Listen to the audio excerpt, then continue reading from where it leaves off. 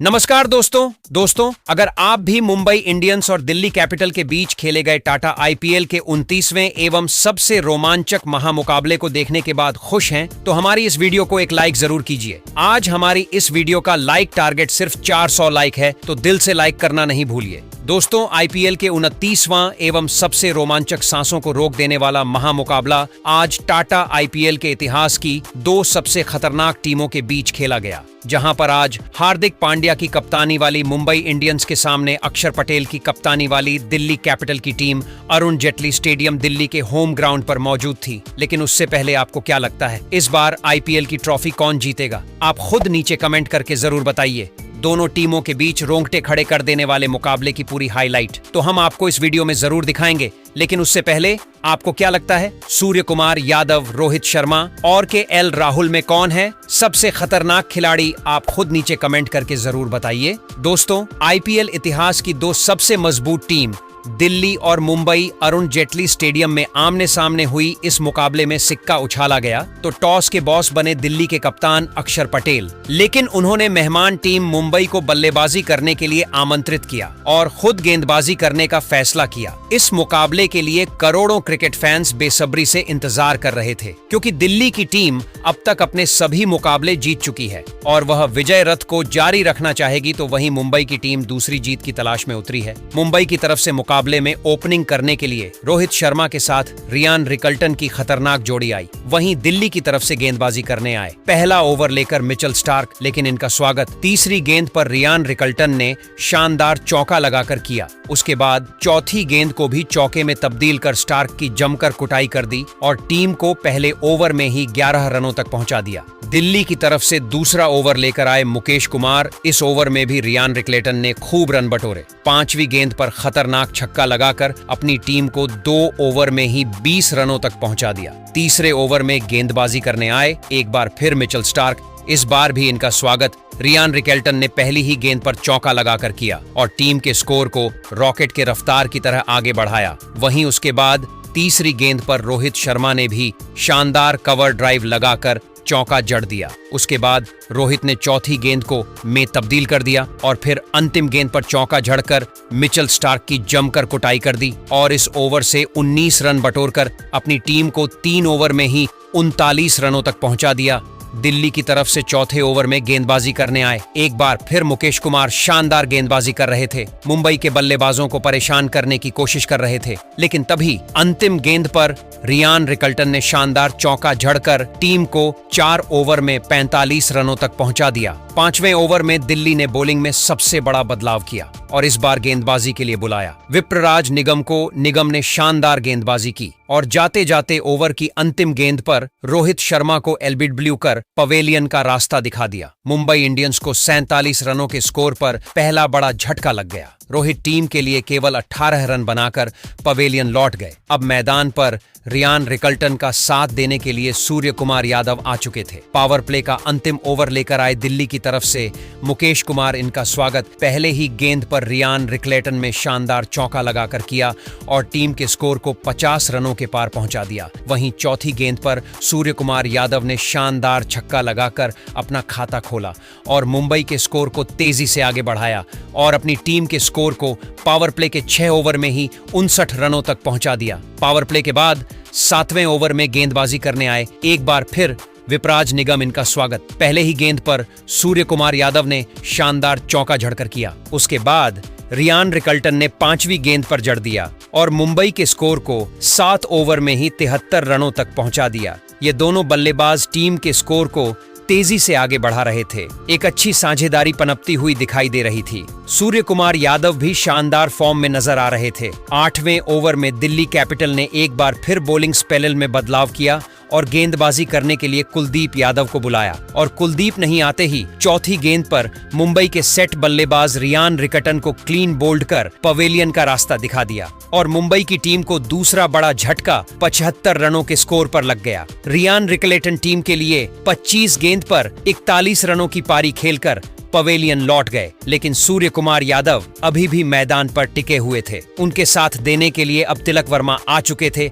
इन दोनों खिलाड़ियों के कंधों पर टीम की पूरी जिम्मेदारी थी। तिलक ने आते ही शानदार चौका झड़कर अपना खाता खोला और टीम के स्कोर को 8 ओवर में 79 रनों तक पहुंचा दिया। 9वां लेकर आए खुद दिल्ली के कप्तान अक्षर पटेल, लेकिन इनका स्वागत तिलक वर्मा ने दूसरी गेंद पर खतरनाक छक्का लगाकर किया। लेकिन उसके बाद अक्षर पटेल ने शानदार गेंदबाजी की। इस ओवर में उन्होंने केवल 9 रन खर्च किए। मुंबई का स्कोर 9 ओवर में 88 रनों तक पहुंच गया। दिल्ली की तरफ से 10वां ओवर लेकर आए। एक बार फिर कुलदीप यादव पहले ही गेंद पर सूर्य कुमार यादव ने चौका झड़कर इनका स्वागत किया और टीम के स्कोर को तेजी से आगे बढ़ाया। लेकिन उसके बाद कुलदीप यादव ने अपनी फिरकी से बल्लेबाजों को खूब परेशान किया, एक रन के लिए तरसा दिया। मुंबई का स्कोर 10 ओवर में केवल 94 रन बन पाया। दिल्ली की तरफ से एक बार फिर 11वां ओवर लेकर आए अक्षर पटेल। इस बार इनका स्वागत दूसरी गेंद पर सूर्य कुमार यादव ने चौका झड़कर किया और फिर अंतिम गेंद पर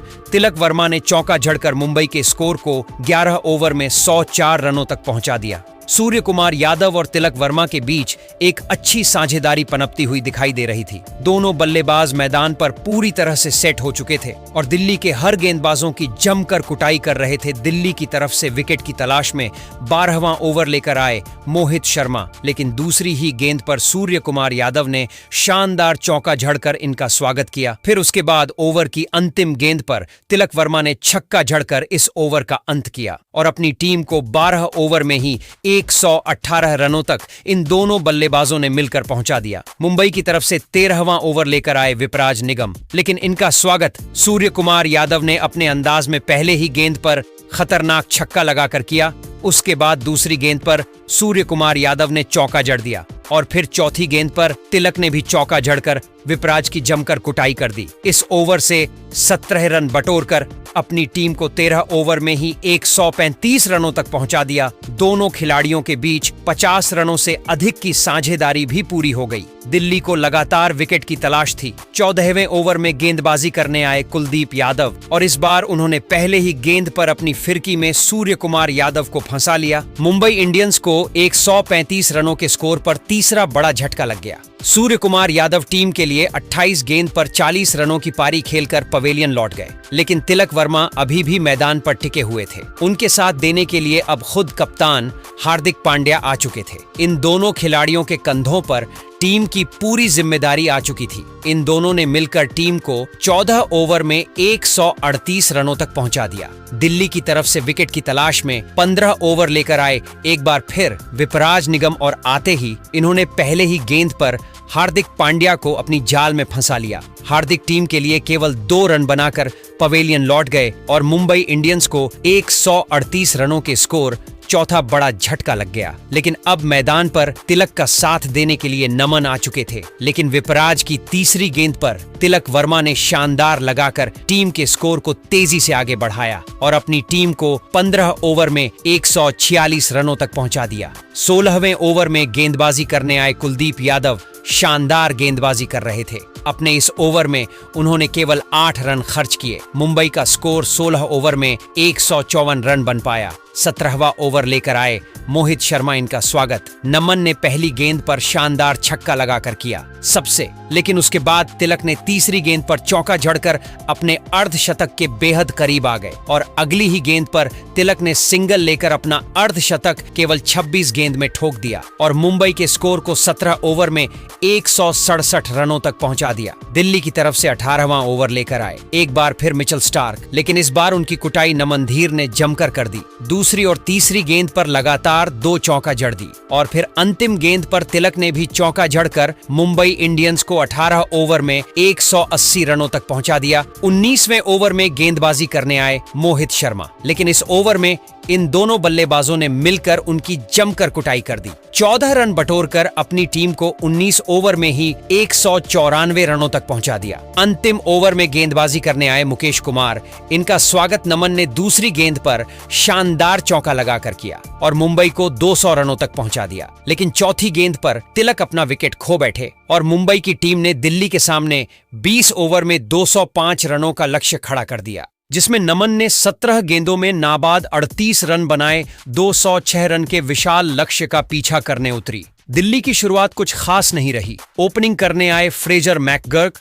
और अभिषेक पोरेल, लेकिन पहले ही ओवर की पहली गेंद पर दीपक चहर ने फ्रेजर मैकगर्क को चलता कर दिया। लेंथ पर डाली गई गेंद को फ्रेजर ने कवर की दिशा में छिप किया, लेकिन गेंद सीधा फील्डर के हाथों में जा समाई। बिना खाता खोले पवेलियन लौटे। फ्रेजर का खराब फॉर्म एक बार फिर दिखा। इसके बाद दिल्ली ने इम्पैक्ट प्लेयर के तौर पर करुण नायर को भेजा और बस फिर क्या था, मैदान पर छा गए करुण। दूसरे ओवर में ट्रेंट बोल्ट के खिलाफ उन्होंने 3 शानदार चौके जड़ दिए। हर शॉट में क्लास और टाइमिंग झलक रही थी। करुण का बल्ला गरज रहा था और वह फुल फॉर्म में दिख रहे थे। चौथे ओवर में बुमराह जैसे घातक गेंदबाज के खिलाफ भी करुण नायर ने अपना जलवा दिखाया। पहले तो मिड ऑफ के ऊपर से एक शानदार चौका जमाया और फिर आखिरी गेंद पर कट शॉट लगाकर एक और चौका ठोक दिया। बुमराह जैसे गेंदबाज के खिलाफ ऐसा आत्मविश्वास देखना वाकई काबिले तारीफ था। 5वें ओवर में अभिषेक पोरेल ने भी अपना रंग दिखाया और एक खूबसूरत चौका जड़ा। करुण ने भी इस ओवर में एक और चौका लगाया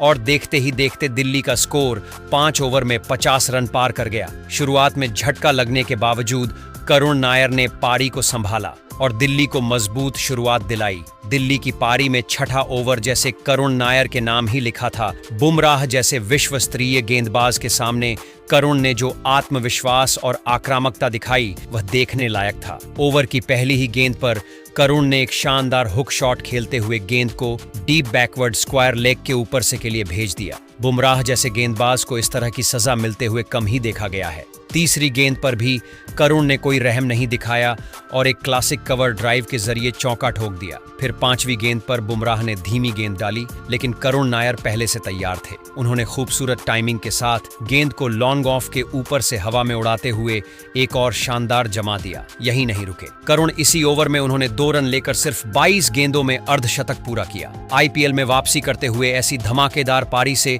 उन्होंने अपने आलोचकों को करारा जवाब दिया। स्टेडियम में मौजूद दर्शकों ने खड़े होकर उनका स्वागत किया और डगआउट में बैठे उनके साथी खिलाड़ी भी उन्हें स्टैंडिंग ओवेशन दे रहे थे। पावर प्ले के 6 ओवर पूरे होने तक दिल्ली का स्कोर मात्र 1 विकेट पर 62 रन हो चुका था और करुण की तूफानी बल्लेबाजी जारी थी। दूसरी तरफ अभिषेक पोरेल ने भी समझदारी से खेलते हुए उनका शानदार साथ निभाया। दोनों के बीच की केमिस्ट्री कमाल की थी। स्ट्राइक रोटेशन से लेकर बाउंड्री लगाने तक सब कुछ बेहतरीन तालमेल से हो रहा था। पावर प्ले के बाद भी दिल्ली की रफ्तार कम नहीं हुई। हर ओवर में कम से कम 1 बाउंड्री देखने को मिल रही थी। रन रेट 10 से ऊपर बना हुआ था और मुंबई के गेंदबाजों पर दबाव साफ दिख रहा था। सिर्फ 9 ओवर में ही टीम का स्कोर 100 रन के पार पहुंच गया। 10वां ओवर लेकर आए थे कप्तान हार्दिक पांड्या, लेकिन करुण नायर आज किसी को नहीं बख्शने वाले थे। उन्होंने ओवर की लगातार 2 गेंदों पर पहले एक शानदार और फिर एक बेहतरीन चौका जड़ दिया। 11वां ओवर चल रहा था। अब तक करुण नायर एक छोर पर आग उगल रहे थे और दूसरे छोर से अभिषेक पोरेल ने भी 33 रन की शानदार पारी खेली थी। लेकिन तभी कर्ण शर्मा ने वह कर दिखाया जो मुंबई को चाहिए था। पोरेल को चलता किया। 25 गेंदों पर 33 रन बनाकर पोरेल पवेलियन लौटे और मैदान पर उतरे। केएल राहुल स्टेडियम में तालियों की गूंज थी, लेकिन बैकफुट पर जाती दिल्ली को अब एक लीडर की जरूरत थी। दूसरे छोर पर करुण नायर की पारी मानो किसी तूफान की तरह बह रही थी। चौके की बरसात हो रही थी। मुंबई के गेंदबाजों की हालत पतली हो चुकी थी, लेकिन फिर आया वो ओवर जिसने पूरे मैच की दिशा ही बदल दी। 14वां ओवर लेकर आए मिशेल सेंटर। सामने थे करुण नायर जो तब तक 40 गेंदों में 79 रन बना चुके थे। लेकिन क्रिकेट की खूबसूरती भी इसी में है, एक गेंद सब कुछ बदल सकती है। सेंटनर ने एक कमाल की गुड लेंथ गेंद डाली जो ऑफ स्टंप पर पिच होकर तेजी से बाहर निकली। करुण का बल्ला घूमा, लेकिन गेंद ने बाहर का किनारा चूमते हुए सीधे ऑफ स्टंप को उड़ा दिया। करुण नायर की जादुई पारी का अंत हो गया। पूरा मैदान उनके सम्मान में तालियों से गूंज उठा। उन्होंने अपना बल्ला उठाकर फैंस को सलाम किया। इसके बाद आए कप्तान अक्षर पटेल जो पहले ही गेंद पर चौका ठोककर अपने इरादे जाहिर कर चुके थे। अगले ही ओवर में उन्होंने बुमराह को भी चौका लगाया। लग रहा था अक्षर भी इस कहानी को आगे लेकर जाएंगे, लेकिन बुमराह ने बदला ले लिया। अगली ही गेंद पर एक स्लोअर डिलीवरी डालते हुए अक्षर को बैकफुट पर लाकर गलती करवाई। गेंद हवा में उठी और सूर्य कुमार यादव ने आसान कैच लपक लिया। दिल्ली को लगा इससे बुरा कुछ नहीं हो सकता, लेकिन अगला ओवर और भी कहर लेकर आया। कर्ण शर्मा एक बार फिर चमके और इस बार निशाना बने। ट्रिस्टन स्टब्स एक फ्लाइटेड गेंद को स्टब्स ने कवर की दिशा में खेलने की कोशिश की, लेकिन टाइमिंग चूक गए। गेंद हवा में गई और एक बार फिर सूर्य कुमार यादव ने आसान कैच पकड़कर दिल्ली को गहरा झटका दे दिया। अब दिल्ली का स्कोर था 145 पर 5 विकेट। एक वक्त जो मुकाबला दिल्ली की मुट्ठी में लग रहा था वो फिसलता जा रहा था, लेकिन यहां से केएल राहुल और युवा बल्लेबाज आशुतोष शर्मा ने मोर्चा संभाला। दोनों ने धीरे धीरे पारी को संभालते हुए स्ट्राइक रोटेट की। अब आखिरी 5 ओवरों में दिल्ली को जीत के लिए 50 रन चाहिए थे, लेकिन फिर पारी के 16वें ओवर में दिल्ली को बड़ा झटका लगा जब कर्ण शर्मा ने सेट हो रहे केएल राहुल का विकेट झटक लिया। राहुल ने 13 गेंदों में 15 रन बनाए थे। दिल्ली के डगआउट में थोड़ी हलचल दिखाई दी, क्योंकि अब रन रेट लगातार बढ़ता जा रहा था। इसके बाद आए युवा बल्लेबाज विपराज निगम, जिनके कंधों पर अब पारी को रफ्तार देने की जिम्मेदारी थी। 18वें ओवर में विपराज ने जैसे ही बल्ला घुमाया, मैदान में जोश लौट आया। ओवर की पहली ही गेंद पर उन्होंने मिचेल सेंटनर को लॉन्ग ऑन के ऊपर से गगनचुंबी छक्का जड़ दिया। अगली ही गेंद पर शानदार टाइमिंग से चौका ठोक दिया और मैदान में दिल्ली के फैंस एक बार फिर से उम्मीद में झूम उठे। लेकिन सेंटनर अनुभवी गेंदबाज हैं। उन्होंने जाल बिछाया और 5वीं गेंद पर वही हुआ जो मुंबई को चाहिए था। विपराज ने आगे बढ़कर बड़ा शॉट खेलने की कोशिश की, लेकिन चूक गए और विकेटकीपर ने बिना देर किए स्टंपिंग कर दी। विपराज निगम सिर्फ 14 रन बनाकर पवेलियन लौट गए। अब क्रीज पर बचे थे आशुतोष शर्मा और मिचेल स्टार्क। स्कोर बोर्ड पर 23 रन बाकी थे। 19वें ओवर में बुमराह की पहली गेंद पर कोई रन नहीं मिला, लेकिन अगली 2 गेंदों पर आशुतोष ने कमाल कर दिया। पहले एक जबरदस्त रिवर्स रैंप से चौका और फिर अगली गेंद पर एक एज से 4 रन और जोड़ दिए। अब दिल्ली के हाथ में लग रहा था मुकाबला, लेकिन फिर शुरू हुआ बर्बादी का सिलसिला। चौथी गेंद पर आशुतोष ने गेंद को पॉइंट की तरफ खेला और दूसरा रन चुराने की कोशिश की, लेकिन एक सटीक थ्रो आया और आशुतोष रन आउट हो गए। अगली गेंद पर कुलदीप यादव भी दूसरा रन लेते हुए रन आउट हो गए और फिर छठी गेंद पर मोहित शर्मा भी रन लेते वक्त टकरा गए और रन आउट हो गए। 3 गेंदों पर 3 रन आउट, पूरा स्टेडियम सन्न रह गया। इस तरह दिल्ली 19 ओवर में 193 रन पर ऑन आउट हो गई। मुंबई ने इस मैच को 12 रनों से जीता। तो दोस्तों, आपके हिसाब से दिल्ली की इस हार की वजह क्या है और मुंबई की इस जीत का हीरो कौन है? कमेंट जरूर करें। दोस्तों, दिल्ली के ऊपर मुंबई की बड़ी जीत के बाद पॉइंट्स टेबल में हो गए बड़े बदलाव। मुंबई को पहुंचा जबरदस्त फायदा। इसके साथ साथ दिल्ली राजस्थान की हो गई हालत खराब और पॉइंट्स टेबल पूरी तरह बदल चुका है। तो आइए दोस्तों, जानते हैं कि आईपीएल के 28-29 मैच खत्म हो जाने के बाद अब पॉइंट्स टेबल में क्या बड़े बदलाव हुए हैं। तो दोस्तों, इस समय नंबर 10 पर चेन्नई की टीम पहुंच चुकी है और उनका हाल पूरी तरह बद से बदतर हो चुका है। जहां उन्होंने 6 में से केवल 1 मैच जीता है, 5 हारे हैं। उनके नेट रन रेट 1.554 है और उनके 2 ही पॉइंट हैं। इसके बाद 9वें नंबर पर मुंबई पहुंच चुकी है। मुंबई ने 1 मैच जीता है, 4 हारे हैं।